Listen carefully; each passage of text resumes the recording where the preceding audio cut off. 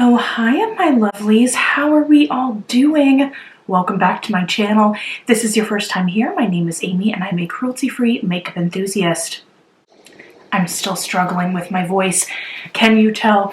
I swear I have been sick more this year, I think, than I've been in my entire life. Can't shake it, don't know what's going on. But anyway, we are back because we are here to play with a beautiful palette by Klarity Kosmetics. This is the Bloom Palette. This is a dark, decadent, jewel-toned palette. We have 5 mattes here, 3 foils, and 2 duochromes. I knew immediately when I saw the teaser pictures for this that I wanted to pick it up.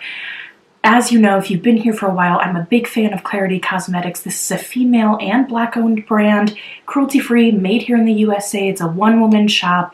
Love to support them. I love their palettes.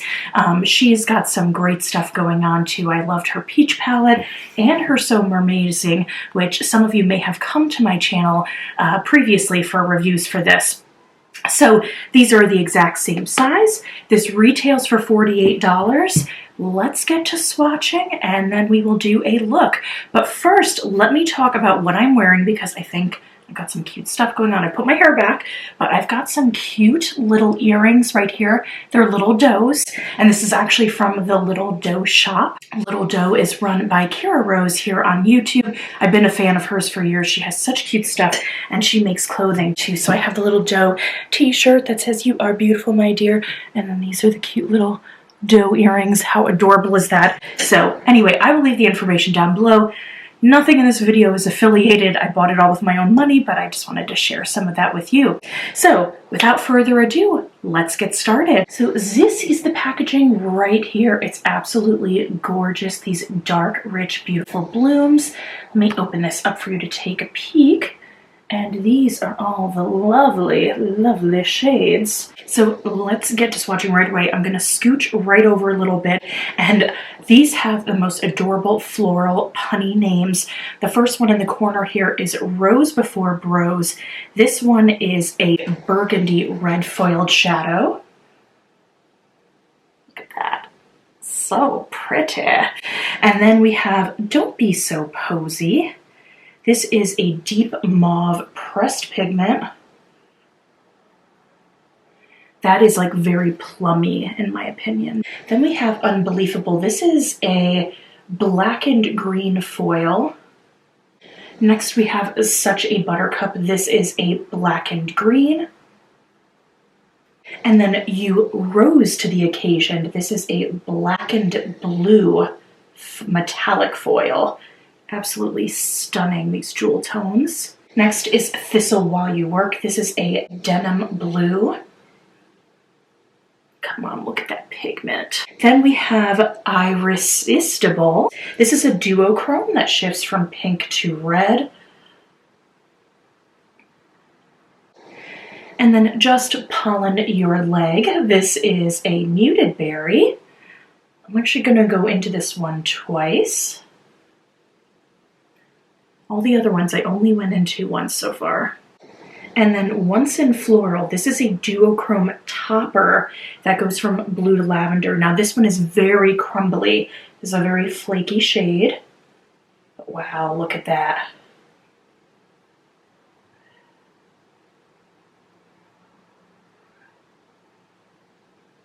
And lastly, we have Blooming Around. This is a black purple pressed pigment. I brought you in a little bit closer so you can see what I'm doing. I'm going to prep with the Gerard Cosmetics. This is the Clean Canvas base, and this is in the shade Fair. My personal opinion, these shadows do very well with a bit more of a tacky base.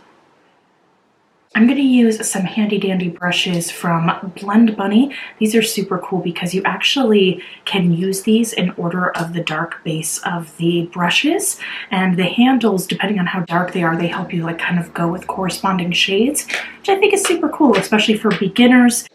I think the first shade that I want to go to is Don't Be So Posy. This one right here. I'm going to start this one on the inner corner. Just work my way up. I'm going to go slightly above the crease for this one.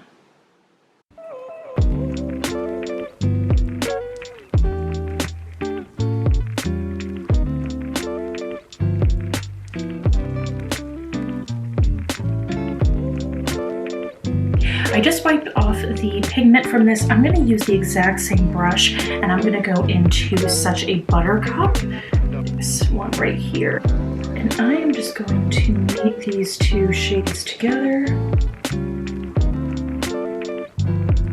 and create a little bit of a V on the outer corner of my eye.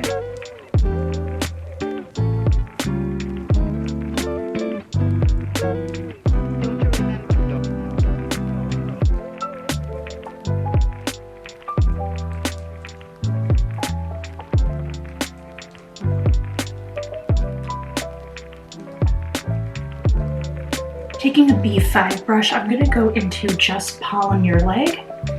And using the edge of the brush, I'm just going to go over where we already laid the pigment in very precise circular motions.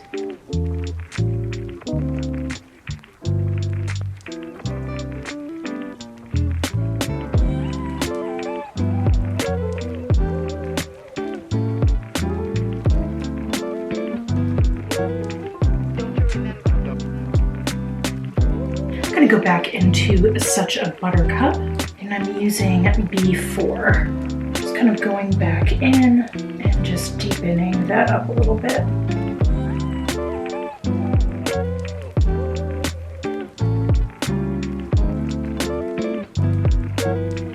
Let's go into Thistle While You Work. I'm taking the B3 brush and I'm going to be packing this on the outer corner, but not too far. We're just going to merge it with Such a Buttercup.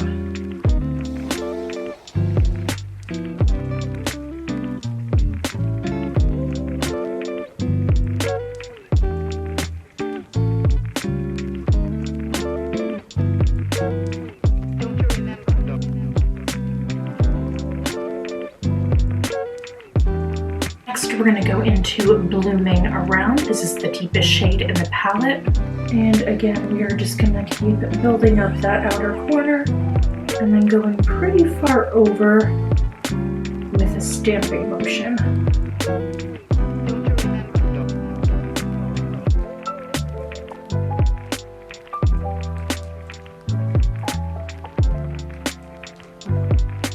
Using my finger, I'm going to put on You Rose to the Occasion on the lid.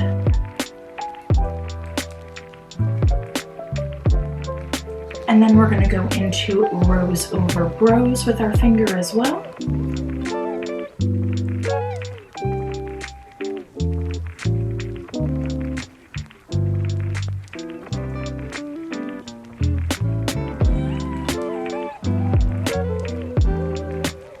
And because there is some fallout from the shades, I do recommend putting on the eyeshadow before the rest of your face. You can easily clean it up with a makeup wipe.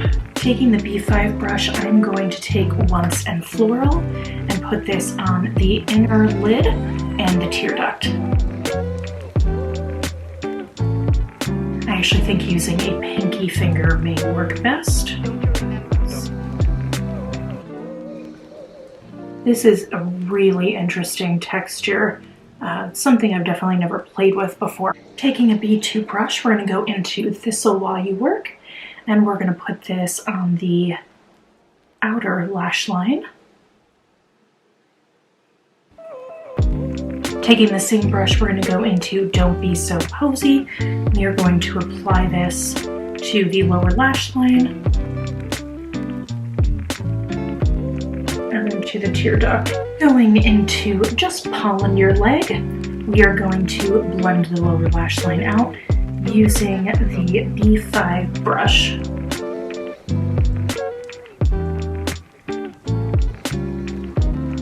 I think we should put a beautiful jewel tone color in the waterline, so I have this Eye of Horus Goddess pencil. This is in the shade Teal.